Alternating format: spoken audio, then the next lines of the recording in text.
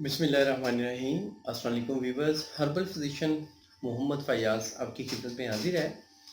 आज की मेरी वीडियो नाइट फॉल के हवाले से है, यानी कि एहतलाम के हवाले से है। जिनको एहतलाम का मसला है और जरियान का मसला है। एहतलाम मैं बता दूं, जिन हज़रात को नींद की हालत में गैर इरादी तौर पर मनी का खारिज हो जाना एहतलाम कहलाता है। जरियान किसी चीज़ का जारी हो जाना, इसमें आपके मज़ी या मनी के कतरे निकल रहे हैं पेशाब से पहले या पेशाब के बाद, या फ़ोन कॉल्स पे, या आपके चलते फिरते आपके कपड़े नापाक रहते हैं, तो ये जरियान का मर्ज़ कहलाएगा।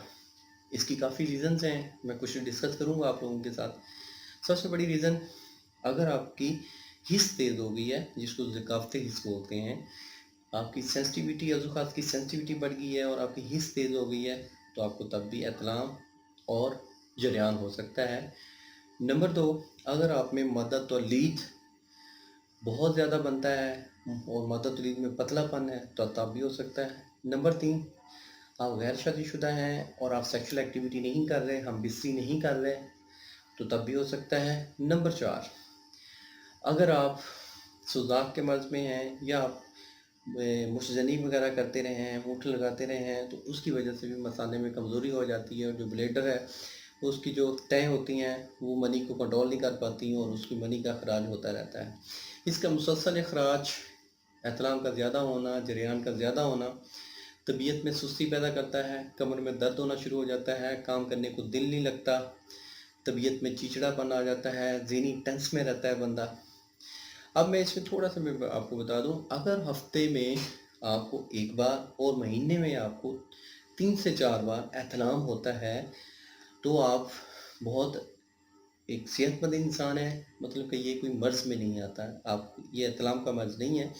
अगर इससे ज़्यादा आपका एहतलाम जा रहा है महीने में, मतलब कि 5 बार से ऊपर जा रहा है, 6 बार होता है, 10 बार होता है, तो फिर आप एहतलाम के मरीज़ हैं।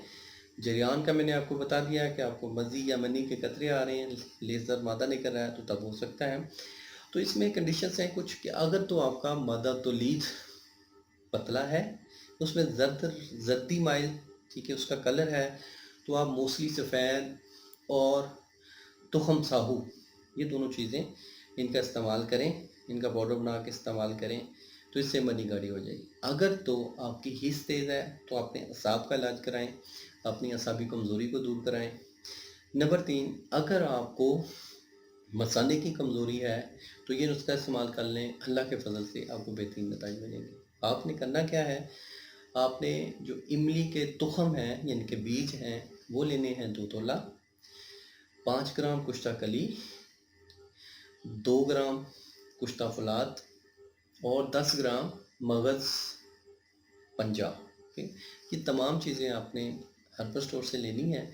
इनका सफ़ूफ़ कर लेना है, इनको आपस में अच्छी तरह मिक्स कर लेना है, इसको महफूज कर लें। इसको आप रूम टेम्परेचर पे रख सकते हैं, फ्रिज में नहीं रखना और ना ही धूप में रखना है, रूम टेम्परेचर पे रखें। इसका 1 चम्मच सुबह खाली पेट पानी के साथ लें, जिनका मसाना कमज़ोर है। इंशाअल्लाह अल्लाह के फजल से अगर ये नुस्खा 45 डेज़ यूज़ कर लें, तो बेहतरीन नतीजे मिलेंगे। अगर आप ये नुस्खा नहीं तैयार कर सकते, आप मेरा हर्बल ट्रीटमेंट लेना चाहते हैं जरियान एहतलाम के हवाले से, तो आप अपना पूरा मसला मुझे व्हाट्सएप करें, व्हाट्सएप पे पूरी तफसील के साथ मैसेज करें, तो इंशाल्लाह आपको हैज़ सून हैज़ पॉसिबल आपको रिप्लाई दिया जाएगा और जो मेंशन होगी वो रिकमेंड की जाएगी, आपको बताई जाएगी। तो उम्मीद करता हूँ मेरी इस वीडियो को आप लोगों ने पसंद किया होगा। दोस्तों के साथ भी शेयर करें। मिलेंगे एक नेक्स्ट वीडियो में। हकीम फ़याज़ आपसे इजाज़त चाहता है। अल्लाह हाफ़िज़।